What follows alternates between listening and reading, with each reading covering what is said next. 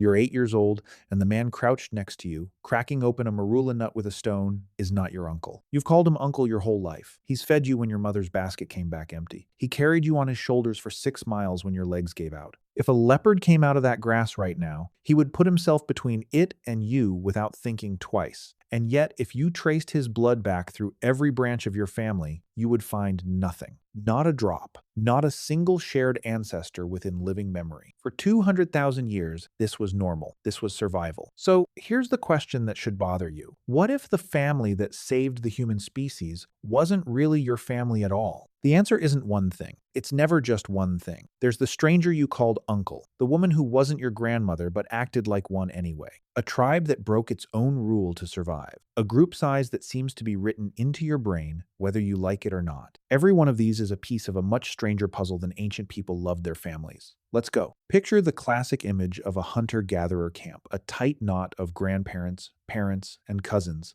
one big bloodline huddled around a fire. It's a comforting picture. It's also mostly wrong. In 2011, anthropologists Kim Hill of Arizona State University and Robert Walker of the University of Missouri published the most detailed cross-cultural genetic analysis of its kind in the journal Science. They looked at 32 present-day foraging societies, more than 5,000 individuals, and found that the average band held about 28 adults, and most of them were not closely related to each other at all. Either sex could leave their birth group or stay. Adult siblings routinely ended up living apart. The band wasn't a bloodline. It was something else entirely. You see the same pattern everywhere you look. Among the Aceh of Paraguay, band composition data reveals a wide web of distant in-laws and unrelated adults, not a closed family tree. The Jew, Hawansi of the Kalahari, show the same fluid, low-relatedness structure. And when researchers looked at groups as geographically separated as the Umbuti of the Congo rainforest, the Agta of the Philippines, and the Inuit of Labrador, the pattern held against strangers, not kin, made up the majority of the people you'd wake up next to every morning. Why would evolution favor that? Because a closed bloodline is a trap. A band built only on genetic ties is a band that can't merge, can't split, can't absorb new skills or new mates or new information without a wedding or a war. Chimpanzees and gorillas live exactly like that. Relatedness, bound, hostile to outsiders, walled off. Humans found a workaround. We let strangers in. And the tribe that let strangers in was the tribe that never went extinct. Now let's talk about something even stranger, a limit none of us chose and none of us can see. You'd think that once early humans figured out cooperation worked, groups would just keep growing. More people, more safety, more everything. But something caps it. In the early 1990s, Oxford and UCL anthropologist Robin Dunbar noticed that primate group sizes track neocortex size almost mathematically, and when he applied the same logic to humans, hunter-gatherer groups clustered again and again, around a mean of roughly 130 to 150 people nested inside smaller circles of 30 to 50,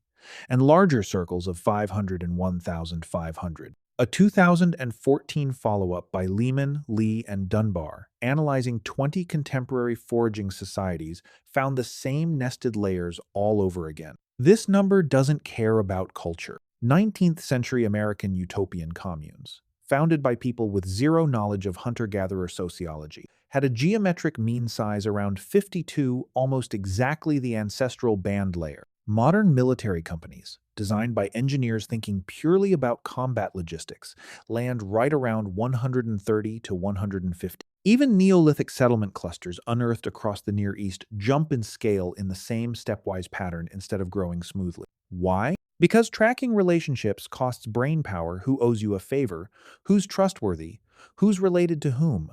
Your brain has been quietly limiting your tribe since before agriculture even existed. Here's something else that almost never comes up. The person doing the most to keep a baby alive often wasn't its mother at all. We assume child rearing was a two-person job, mother and father, full stop. But look closer at the Hadza of Tanzania, and the picture falls apart. Anthropologist Kristen Hawkes of the University of Utah, working with James O'Connell and Nicholas Blurton Jones since the 1980s, found that when a Hadza mother had a new nursing infant, her older children's growth stopped correlating with how much she foraged and started correlating instead with how much food their grandmother brought home. This became known as the grandmother hypothesis, formalized in the late 1990s, and it describes something almost unheard of elsewhere in the animal kingdom. Females who've stopped reproducing themselves becoming the single biggest driver of their grandchildren's survival. Among the Hadza, older women specialize in digging tubers too tough for small hands to pull free. Among the aka foragers of Central Africa,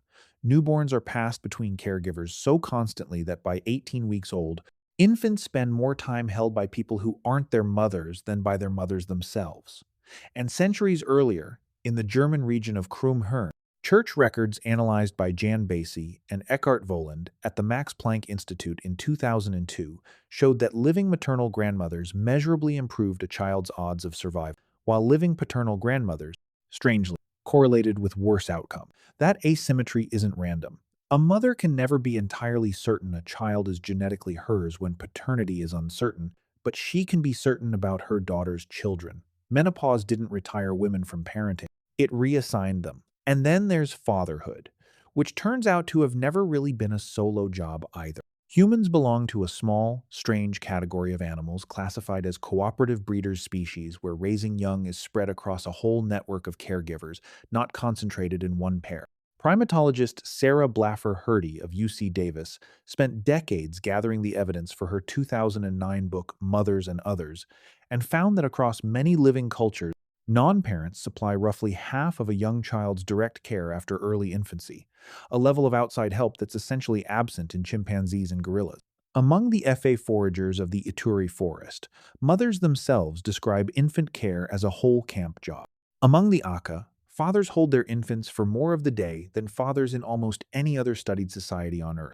And among the Bofi foragers of Central Africa, researchers found that when a biological father was lost, cooperative caregiving networks absorbed the gap with barely a ripple in the child's care. Human infants are helpless for far longer than any other apes.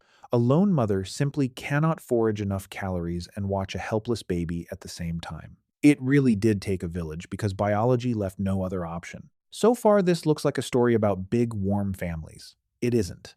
It's a story about the moment humans figured out that strangers could be safer than blood.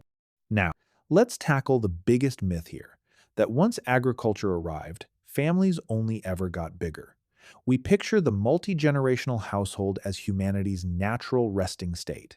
But historian Peter Laslett, working with the Cambridge Group for the History of Population and Social Structure through the 1960s and 70s, dug through English parish records and found the average pre-industrial household held about 4.75 people, and three-generation households were the minority, not the rule. Rural English parishes show the same small nuclear pattern again and again.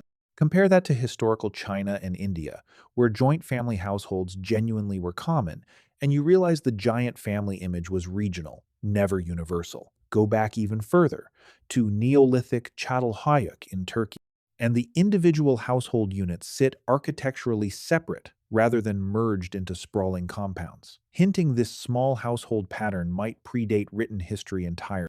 Household size, it turns out, tracks economics, inheritance law, farm labor, disease not, some deep instinct toward bigness.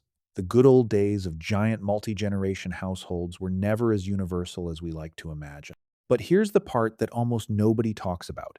This whole cooperative system has a breaking point, and when it breaks hard.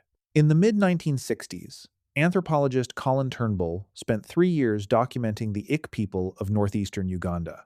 In 1958, colonial authorities had turned their ancestral hunting grounds into the Kadepo Valley Game Reserve, pushing them onto marginal farmland. Then, in 1965 and 1966, drought and famine hit. Turnbull documented children as young as 3 left to fend for themselves, and elderly community members left to die alone, largely without help from relatives who, under any other circumstances, would have shared everything they had.